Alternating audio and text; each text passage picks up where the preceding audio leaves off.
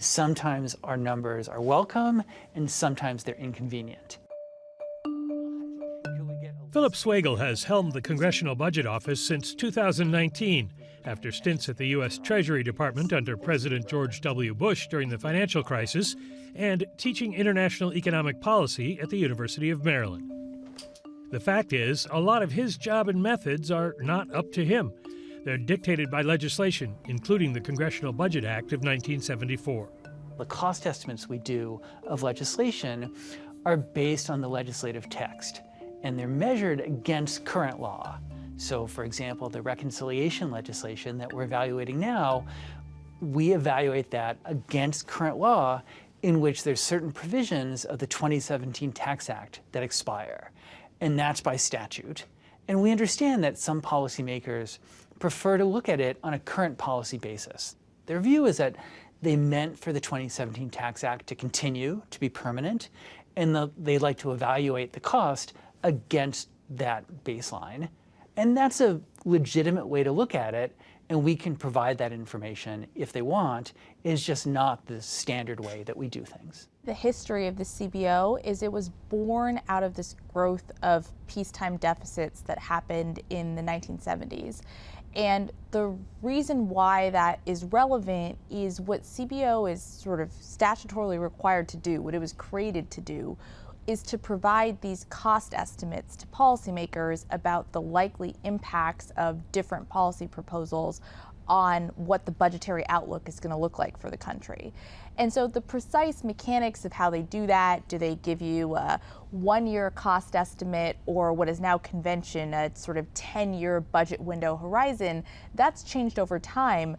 But the idea of setting up this organization and kind of empowering them to do the important work of being able to keep score about what deficits are going to look like because of choices that federal policymakers are making is something that is very much in keeping with what their mission is.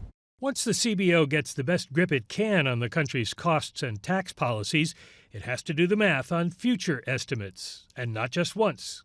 There are two other important concepts here, static and dynamic.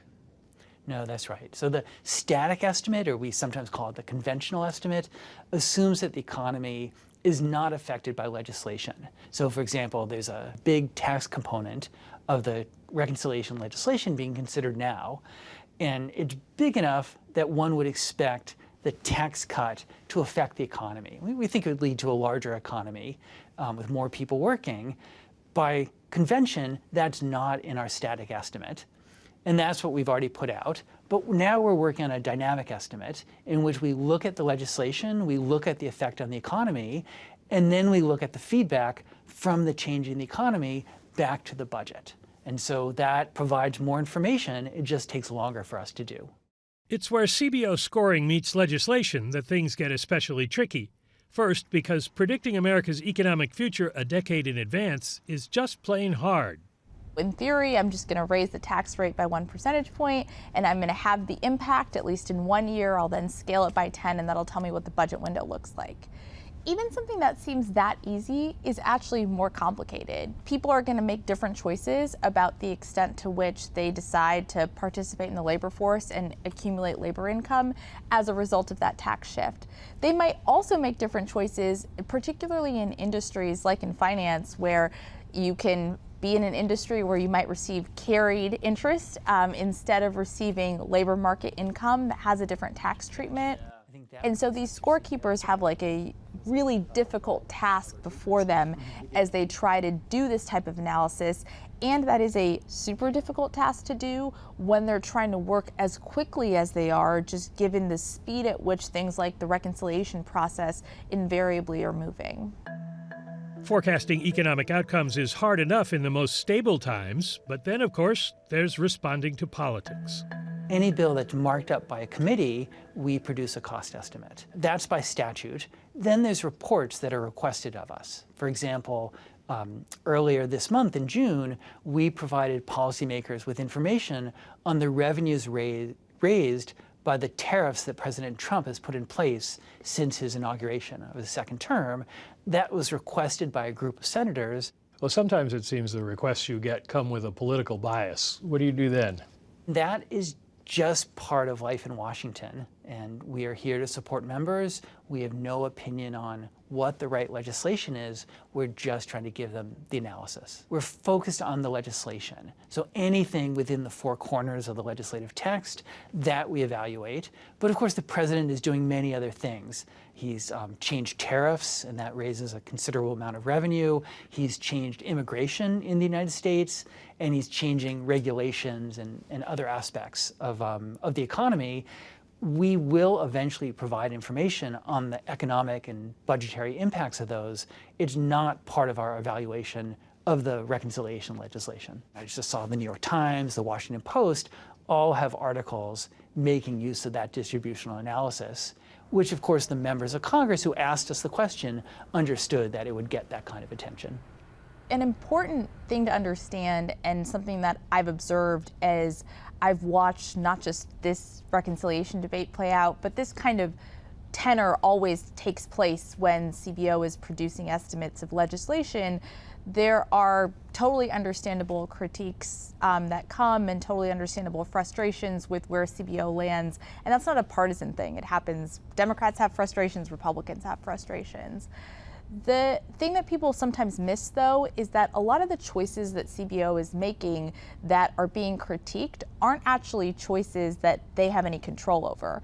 So in the context of this legislation, something like having the baseline that they're measuring against be what is current law, which is that the Trump tax cuts are slated to expire at the end of the year, and so their extension is judged against that expiration. That's not a choice CBO is making. That's something that they are sort of mandated to do. Okay. As Yogi Berra said, making predictions is hard, especially about the future.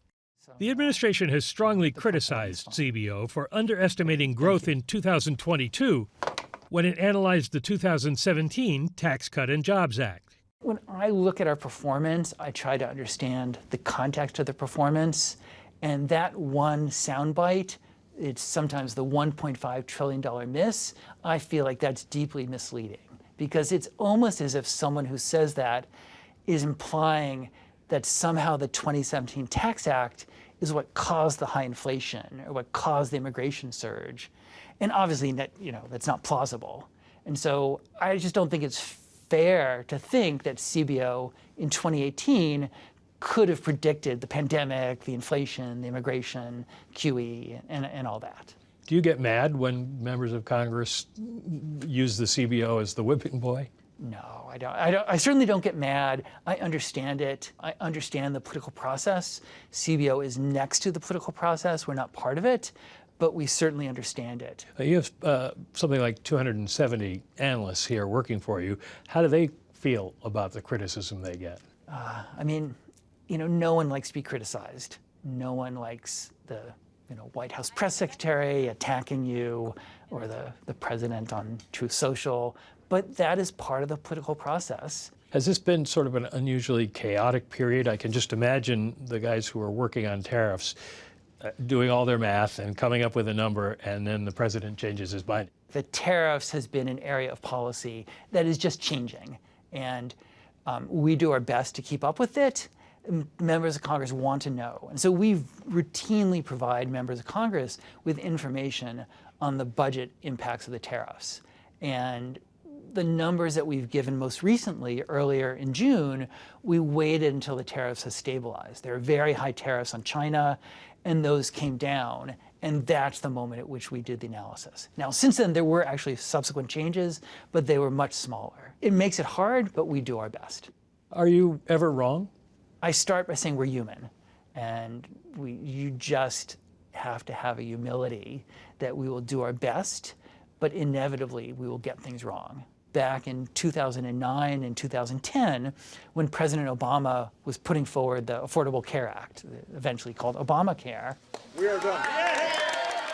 CBO expected that the mandate provision in that legislation would be very impactful, that the mandate on individuals and on businesses would lead to a large increase in people gaining health insurance. And it turned out that just wasn't the case. CBO looked at the experience of Massachusetts, and the Commonwealth had a mandate, and in Massachusetts, it was very impactful. But it turned out it just wasn't the case for the rest of the country. We have since gone back and evaluated what happened and published a report on the mandate, and now we've taken on board the different analysis in our healthcare projections. When we get things wrong, we need to analyze it, understand it, and adjust. I've been director for just over 6 years, since June of 2019, but I own every mistake CBO has ever made. Errors aside, the CBO's estimates have value that stretches far beyond the Beltway.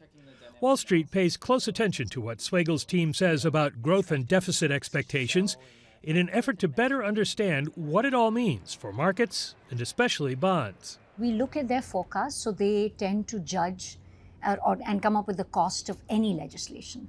But they give you the assumptions, they're extremely transparent. We will look at their growth assumptions, their inflation assumptions, their interest rate assumptions.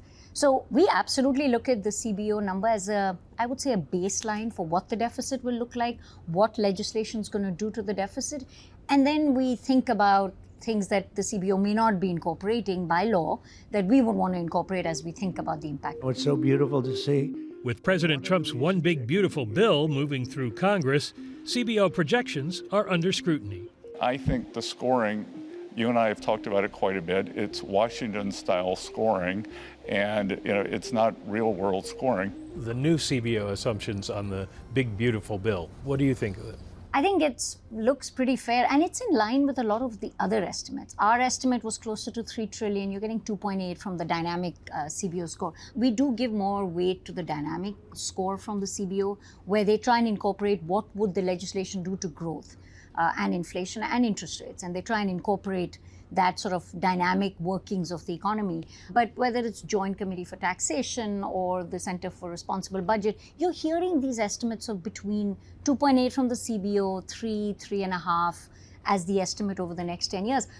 I would highlight, a couple of things in that. It does not incorporate tariff revenues by law. I don't think that's because the CBO decided not to incorporate it. The One Big Beautiful Bill does not have tariff revenues.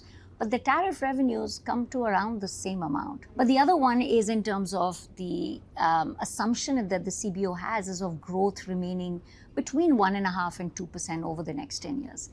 And I think we have to acknowledge that business cycles happen, that you are likely to have a recession in that 10-year period. So my own estimate is that the number is likely to be a little higher.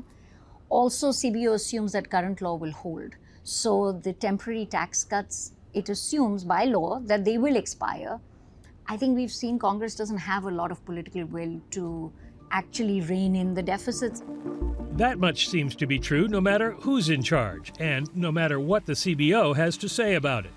Getting unbiased information and acting responsibly on it don't always go hand in hand.